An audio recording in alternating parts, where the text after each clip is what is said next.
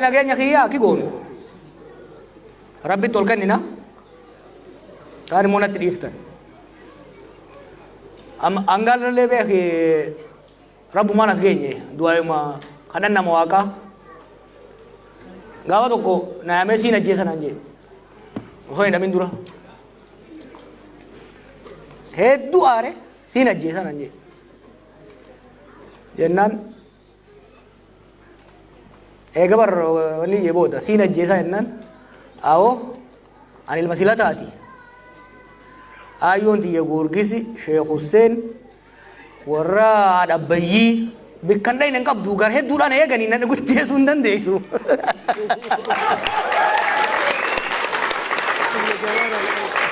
maqaan kiyyaa'u Jawaara Sheekh Hussein beektanii dawaa jechuu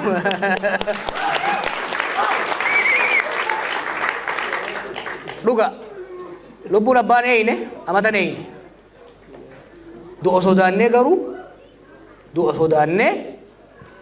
lubbuu oguma haxxiffatanuu nama keessaa baatu jecha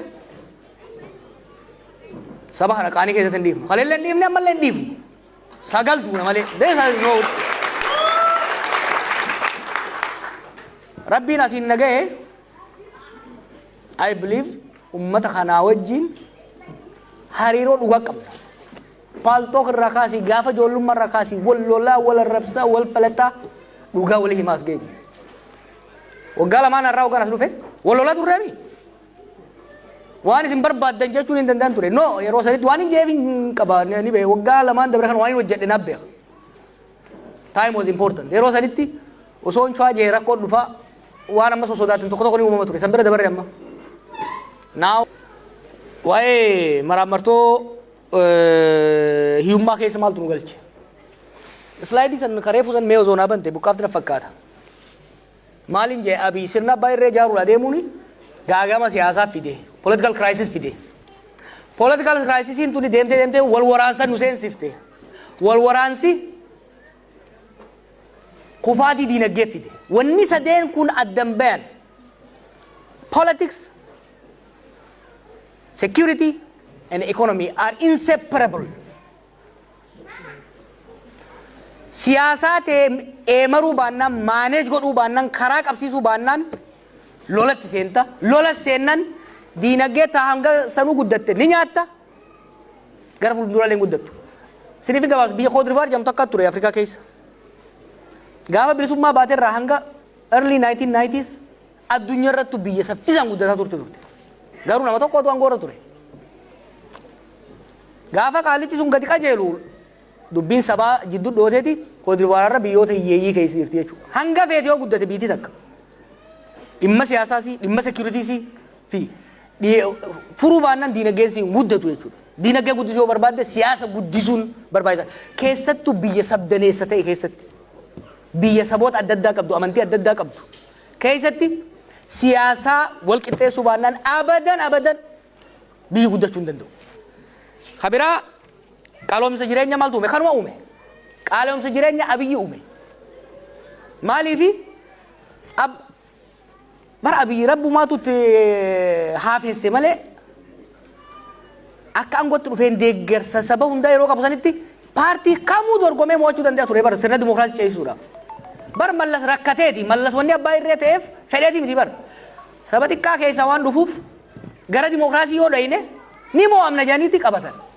kana maaltu cinqee saba bal'aa kana keessaa dhufe ummata bal'aa kana keessaa dhufe oromoo qofaami kibbi guutuun kaabninis deggeruu ture boololee itti yaanne because he was not mature and he is not maturing you know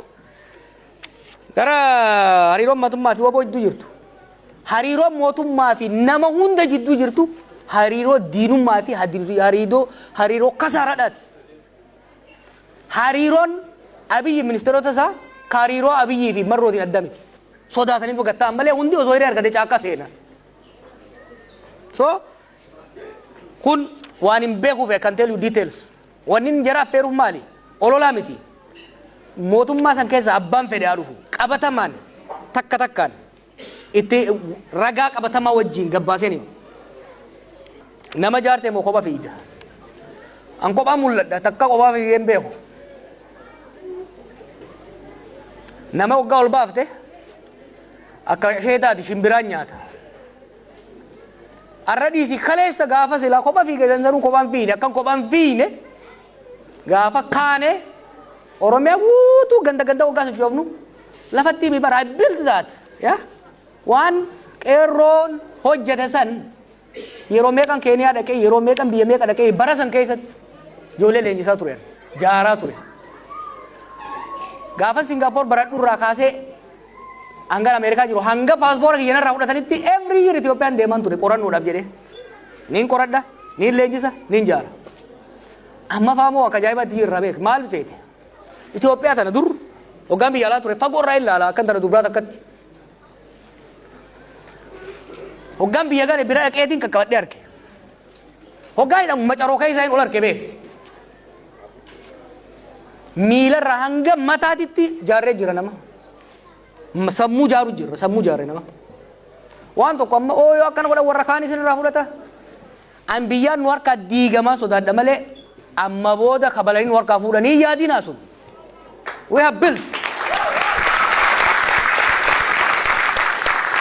An kanii yaadda'u fardaan nu jala du'aadha malee